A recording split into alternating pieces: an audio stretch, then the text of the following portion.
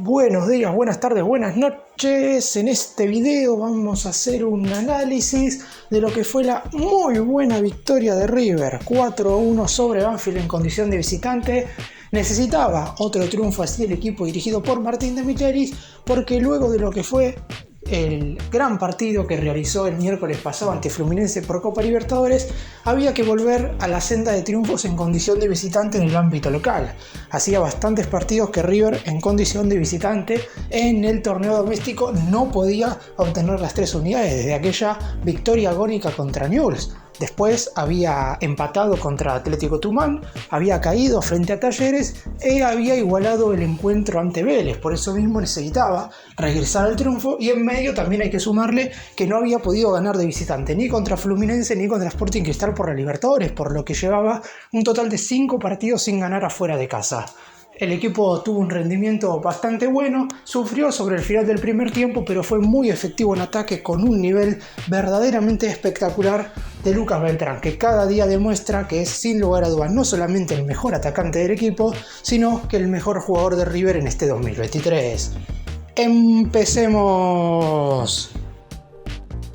Voy a empezar, como hago siempre, haciendo un breve comentario de cada uno de los jugadores que arrancaron ayer el partido como titulares. Franco Armani fue el arquero, 2 muy buenas tajadas para un portero que, a mi entender, es injustamente criticado de manera excesiva, no solamente por cierto sector de los medios, sino también por algunos hinchas, y esto me parece aún más sorprendente. Gran atajada en la previa del penal a favor de Banfield, y también una muy buena en el segundo tiempo, un cabezazo que podría haber significado el descuento 3-2. Acertó en la dirección del penal del taladro, lamentablemente el remate de Jiménez fue muy bien esquinado. A la línea de 4 defensores hay 3 a los que los puedo meter en la misma bolsa: a Herrera, a Rojas y a Elías Gómez.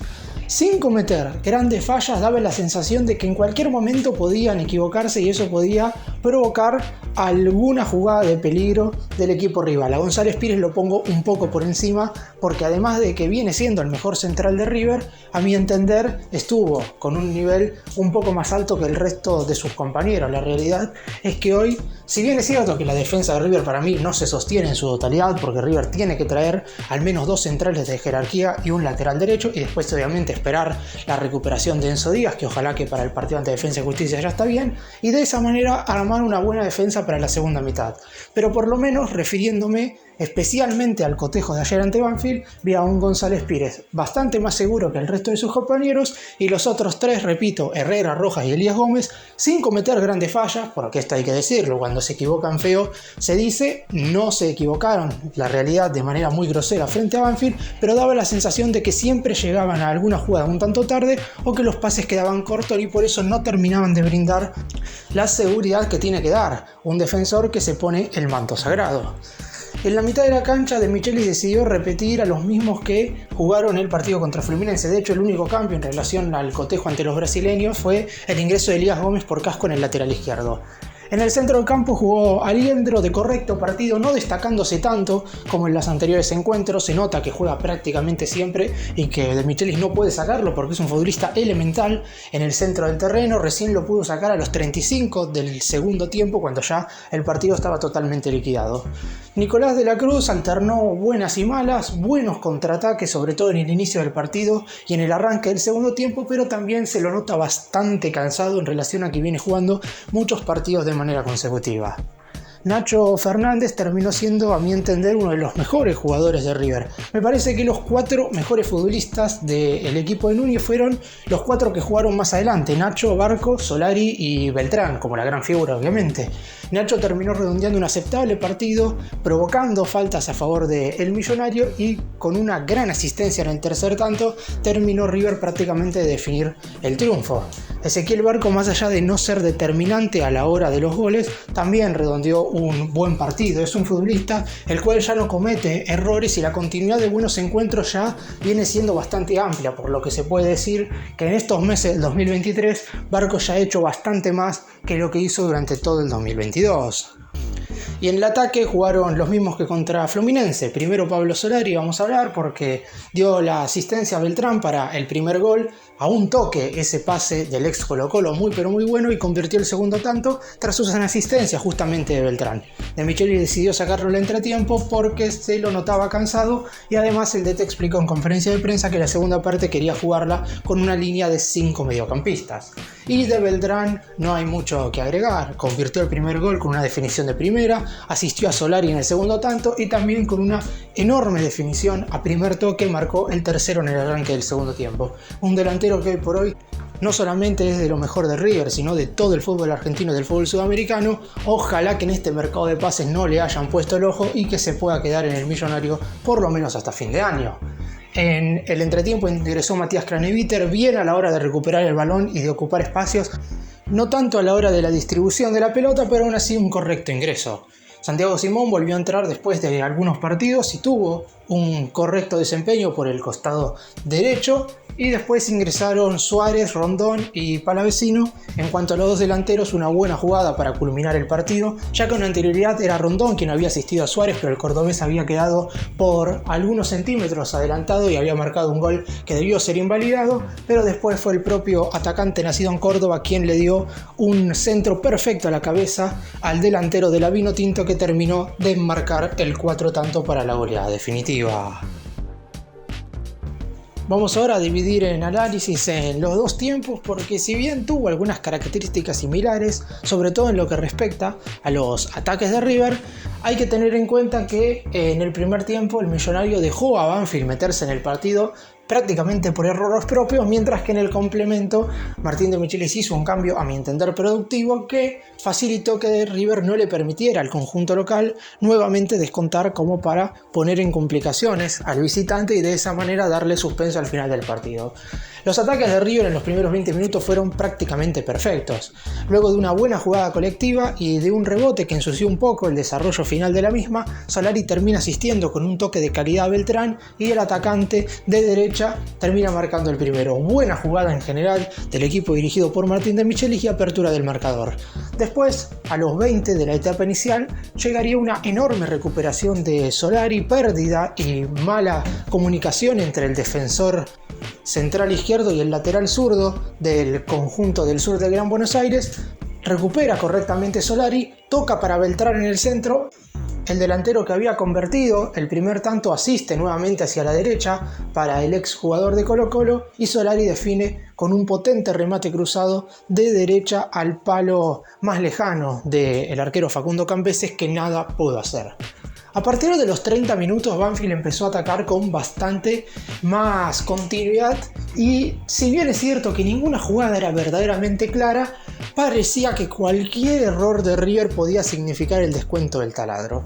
Es cierto que finalmente el tanto del conjunto anfitrión terminaría siendo un tanto dudoso. Yo en las imágenes que veo no termino de divisar si hay verdaderamente mano de Robert Rojas. Es cierto que el balón se desvía producto de que golpea no en la cabeza, pero a mi entender le pega en el hombro. Igual Tello sabíamos que cuando lo llamó desde el VAR iba a cobrar penal. Tiro desde los 12 pasos de Milton Jiménez al palo derecho. Armani no pudo llegar previamente, como dije antes, el Pulpo había tapado una muy buena pelota que prácticamente era gol de Banfield, aunque en esa misma jugada terminaron sancionando penal. Y cuando todo parecía que después de los primeros 20 minutos muy buenos que había hecho River iba a terminar sufriendo como le había sucedido en el cotejo ante Vélez, la realidad es que en el segundo tiempo, por suerte, el Millonario mostró otra cara a mi entender, sobre todo en materia defensiva. En el entretiempo sale Pablo Solari, a mi entender, de correcta etapa inicial. Es cierto que como todos los delanteros y jugadores ofensivos que tuvo River, tuvo una primera media hora muy pero muy buena y unos últimos 15 minutos donde lamentablemente River prácticamente no podía cruzar la mitad de la cancha, no porque Banfield lo estuviera presionando, sino porque el Millonario no lograba sacar la pelota limpia. Pero del primer tiempo no voy a seguir hablando porque ya en la segunda parte, con el ingreso de Craneviter, River hace un contraataque prácticamente perfecto. La aguanta Beltrán, el balón le queda de la Cruz, el uruguayo de zurda toca hacia el costado derecho para Nacho Fernández, que había quedado prácticamente como segundo delantero debido a la salida de Solari. Este asiste hacia Beltrán y el atacante de primera al palo izquierdo de Cambeses marca el 3-1. Y lo que hizo bien River en ese segundo tiempo, sabiendo que todavía faltaban 40 minutos, fue que en ningún momento le permitió a Banfield otra vez meterse en el partido, algo que erróneamente sí había hecho en la etapa inicial. Por eso mismo en la segunda parte, si bien River no tuvo tantas situaciones de gol, la realidad es que Banfield tampoco las tuvo. Un cabezazo un tanto aislado que terminó tapando y conteniendo de muy buena manera Armani, pero después no hubo absolutamente nada por parte del conjunto del sur del Gran Buenos Aires. River, la realidad es que se quedó con un triunfo que terminó siendo para nada sufrido. Debe ser de los pocos partidos de River en el campeonato en el cual no termina sufriendo hasta el final. Hay pocos compromisos que River termina ganando con 2 o más goles de diferencia en el cierre del compromiso. Si tengo que contar esos partidos, puedo hablar de Central Córdoba en la primera fecha y de los cotejos ante Gimnasia de La Plata y Independiente en condición de local. Después, no mucho más. River siempre termina estando con un gol de diferencia y a lo mejor termina estirando la ventaja ya sobre el final, pero eso no quiere decir que durante el desarrollo del cotejo no tuvo que sufrir en algún momento. El cuarto tanto llegaría producto de una buena jugada colectiva en la cual primero un centro de Elías Gómez no termina siendo tan preciso porque termina cruzando todo el área, le queda a Matías Suárez por el otro sector y el atacante cordobés hace absolutamente todo bien. El centro que le pone en la cabeza a Salomón Rondón es espectacular y el delantero de la Vinotinto, que se va a jugar con la selección, esto hay que tenerlo en cuenta, ni Rondón ni Robert Rojas van a estar a disposición para el cotejo del próximo sábado ante Defensa y Justicia, por lo que De Michelis sí o sí va a tener que realizar una modificación. Pero ahora es tiempo de disfrutar. River derrotó 4-1 a Banfield. Ahora en el cierre voy a hablar de lo que le viene a River ahora próximamente, dentro de un par de días. Pero refiriéndome un poco al desarrollo en general de lo que falta en la liga profesional, River todavía tiene que disputar un total de 8 partidos. El pendiente de Defensa y Justicia, que no es un cotejo completo, son 64 minutos que se van a estar disputando el próximo sábado y después 7 partidos más. Va a tener que estar jugando contra Instituto de local, contra Barraca Central de visitante, contra Colón de local, con San Lorenzo en el Nuevo Gasómetro, contra Estudiantes en el Monumental, contra Rosario Central en el Gigante de Arroyito y cerrará el torneo contra Racing en Núñez. Es un fixture que a priori por los rivales no es para nada sencillo, pero en definitiva River ya ha derrotado a rivales fuertes en este semestre. Ha ganado los 2 clásicos en condición de local ante Independiente y Boca y también le ha ganado un partido complicadísimo hace 6 días a Fluminense para seguir con vida en la Copa Libertadores, por lo que este equipo de Michelis, si bien es cierto que sigue mostrando dudas defensivas, hay que tener en cuenta primero que en el partido de ayer no jugó, por ejemplo, ni Enzo Díaz ni Casco, que son a priori los 2 laterales titulares. Es cierto que Casco no está teniendo el mejor rendimiento, sobre todo en los últimos cotejos, pero ya el DT dijo que para que volviera a su nivel necesitaba descansar y le ha dado 90 minutos de descanso, por lo que uno cree que Casco va a volver a ser titular contra Defensa y Justicia y hay que ver en definitiva cómo está Enzo Díaz, que algún día tiene que volver a jugar. Después tampoco estuvo Enzo Pérez, que más allá de que su rendimiento puede ser irregular, en algunos partidos juega mejor, en otros muestra un nivel un poco más bajo, la realidad es que es importantísimo dentro del terreno de juego y River tampoco lo tuvo. Habrá que ver en definitiva quién acompaña a González Pires en los 64 minutos que quedan contra Defensa y Justicia, pero los 3 puntos contra Banfield terminan siendo claves porque ahora River le saca 4 unidades a su escolta, que es Talleres de Córdoba. El millonario tiene 44 puntos contra 40 del equipo cordobés, con estos 60 minutos todavía por jugar. Porque es cierto, Talleres había ganado el sábado por la noche su partido en condición de local ante Arsenal y se le había puesto a una unidad al equipo de Michelis. Ahora hay que tener en cuenta que Talleres va a volver a jugar el próximo partido el sábado 24 contra Lanús en condición de visitante.